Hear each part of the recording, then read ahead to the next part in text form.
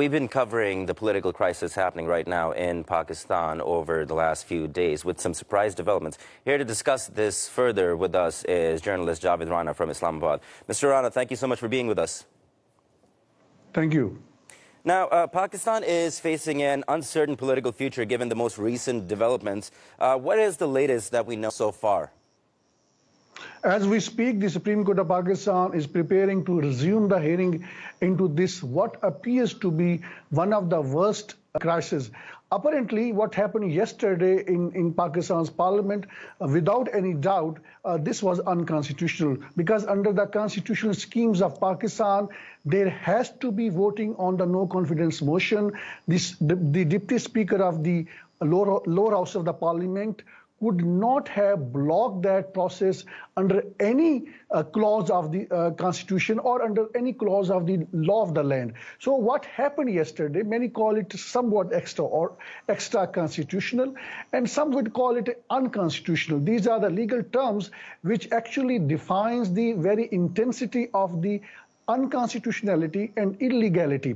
But we have to see again a very broader picture of the unfolding political happenings with its geostrategic implications. The fact of the matter is, as the government has been pointing out, that the opposition's no confidence motion was sponsored by the US, and they are referring about a cable which Pakistan's ambassador to the Washington sent to its foreign office, citing his meeting with the US officials from Under Secretary, probably those were Under Secretary of State for South Asia, and the warning was given to Pakistan that if this no confidence motion is not succeeded, Pakistan will have to face the consequences. Now the government has interpreted this warning to Pakistan, these threat to Pakistan, as obvious an interference into Pakistan's internal affairs, and Pakistan's Prime Minister has made it a public issue. He has come up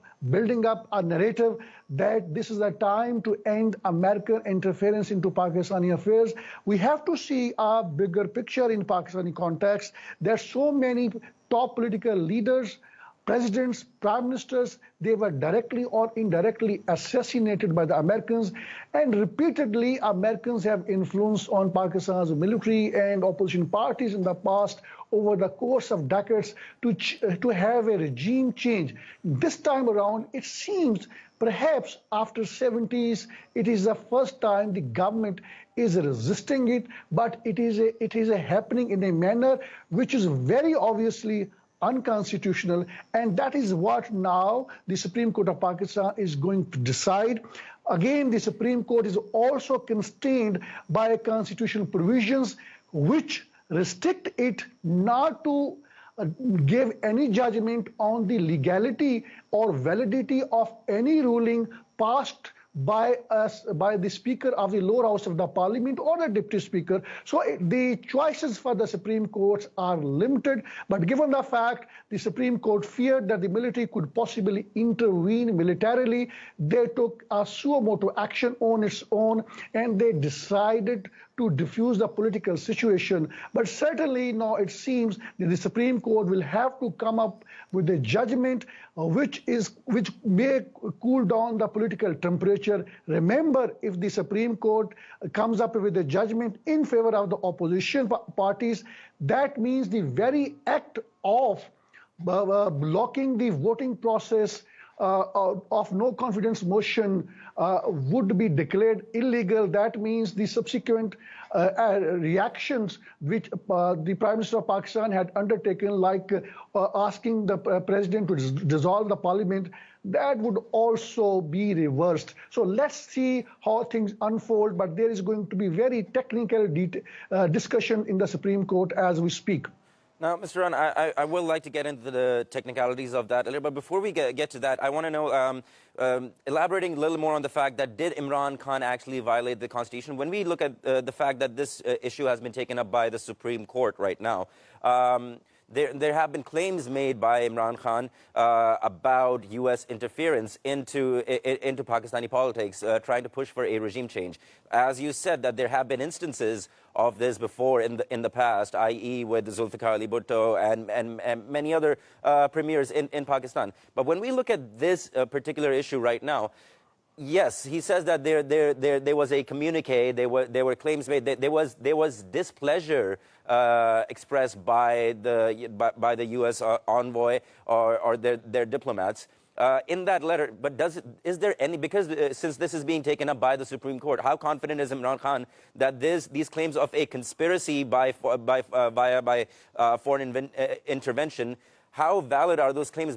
Because from what we have heard so far, it seems the claims are made about displeasure being expressed by U.S. and vague statements that say that Pakistan would perhaps be facing difficulties or they would be forgiven. But is there any direct correlation to the United States interference into Pakistani politics, or is it just claims of displeasure that they have expressed? I think going by what Pakistan's Prime Minister has cited this cable, he is saying that Pakistan's ambassador to Washington was summoned by the Under Secretary of State's office, and he was given threats that if this no confidence motion is going to be launched by the opposition parties, and if this no confidence motion is not succeeded, Pakistan will have to face the consequences. Now, Pakistan's ambassador have reported all those threats in his cable written to the Foreign Office of Pakistan. There are obvious threats, and it appears that perhaps there is a greater amount of desperation on the part of the USA when they saw that Pakistan is now inching towards Russia and China, and the overall support that the US was trying to gather from all over the world against Russia. I think Americans found that perhaps the Pakistan is becoming a partner with the Russia, because Prime Minister visited Russia at a time when on that very day the Russia had invaded Ukraine. So, and then, before that, you may recall that the Prime Minister had totally told the Americans that he would not allow military bases inside Pakistan to attack inside Afghanistan. And then he has been saying that the Americans were defeated inside Afghanistan. He's making a bold statements which were seen by the US that this is a leader who can cause problems for them. Now, Prime Minister has stoked anti-American sentiments in Pakistan once again, and many analysts here believe that he can return to power because there is already unprecedented anti-US sentiments in Pakistan. He has stoked them. 80,000 people have died in so-called US war against terror. Therefore, the possibility of his return to power is there. But again, it has all come at the cost of violating the Constitution of Pakistan. In the past, the military dictators have done similar things. He could not have done under the law of the land. But this is a smart political move which has helped him to politically benefit out of the situation. But again, it has happened at the cost of the Constitution of Pakistan. The opposition reacting to these developments? They were very confident going into the no-confidence motion yesterday, but were heavily surprised by the captain. So, weren't they? They were shocked of what the Prime Minister of Pakistan did yesterday in the parliament through his hand-picked speaker, deputy speaker. They could not have expected that the Prime Minister could have gone to that extent to violate the Constitution of Pakistan, to block the constitutional process of no confidence motion, because it is a well-defined in the Constitution how the no confidence motion would take place. Most of the members of the parliament were with the opposition parties. Many of the ruling parties, MPs, had already switched their loyalties to the opposition parties, allegedly through horse trading, and the government says millions of dollars funded by the USA were paid to them to win over their loyalties. But in that context, when the only a very weak citation was given inside the parliament that under the clause 5 of Constitution of Pakistan, every citizen has to be loyal to the state.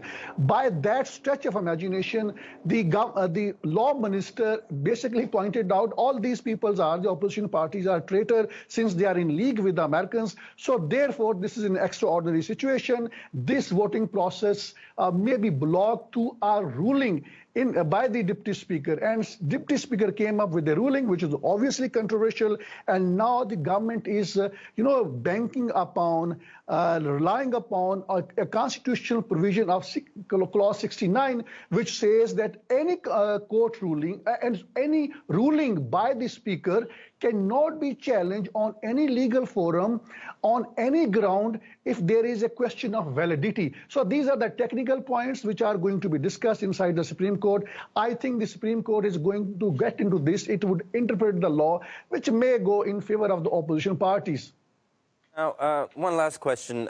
When we talk about Imran Khan's governance or PTI's governance in these last few years, in the context of when Imran Khan swept through power with a sweeping victory, he had a broad base of people from the rural areas in Pakistan to also the educated liberal elite from the urban cities. But over time, over these last few years, his critics would say that he has somewhat alienated the liberal left of the country, diminished secular values in the country, and ruled in a very theocratic way, and thereby some statements made by him and members of his party that have been somewhat misogynist or alienating minorities in the community. So considering that right now, what are his chances to win in the upcoming election? Will he be able to retain the popularism that he had within the left of the country? He already has it from the right. He has it from the working class people. But there is a segment of society that voted him in that seemed to be displeased with him. So what are his chances? Well, that segment of society that you are referring about, that is a very tiny minority. When it comes to the voting process, their votes are not counted much in number because they are obviously tiny minority. But that is a very influential minority, the progressives and the seculars. And clearly now, I think the Prime Minister Imran Khan is not trying to play to the galleries when it comes to the slogan of Islam and state of Medina he's referring about. He, I think, genuinely believes to be an Islamist who wants to pursue Islamic values. So I think he, right now as we speak, the religious segment of the society, they are supporting him. And they are referring lot of stuff that he has taken on the Americans, something which is very rare in Pakistan's history after Zulfikar Ali Bhutto, who was the prime minister in late 1970s. So I think there would not be much problems for him. But when it comes to the minorities, to the best of my understanding, that he has been, getting into the executive orders, coming up all kind of orders which clearly gives a message that he's protecting the minorities in Pakistan. Minorities is not an issue, by the way, in Pakistan. There have been isolated incidents in Pakistan over the course of decades and over the course of years. It cannot be compared with what is happening in India. So a minorities issue, linking it with Pakistan's Prime Minister probably would not be a fair assessment. All right, Javed Rana, thank you so much for taking out the time to speak to us and giving us this detailed analysis of the situation right now in Pakistan. And we certainly hope that there can be some more clarity and that the political process can continue in a peaceful manner. Thank you so much. Thank you.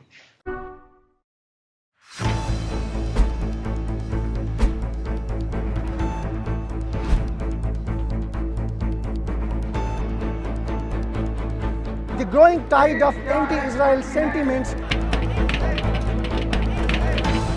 What you see behind me is just tip of the iceberg of what is happening in the country. More than half of $52 billion black CIA budget is spent on espionage network in Pakistan. How would you handle it? The US has looked upon Pakistan as an ally at one point and then as an enemy at the same time. That is going to be the first legal reason on the basis of which he is going to be instantly ousted by the Supreme Court of Pakistan. Joining us live, Javed Rana, who's an expert on politics and geostrategic issues. In the world politics, which is not being driven by any moral principle, it is being driven by the hard geostrategic realities. In a broader picture, more countries would aspire to have nuclear weapons.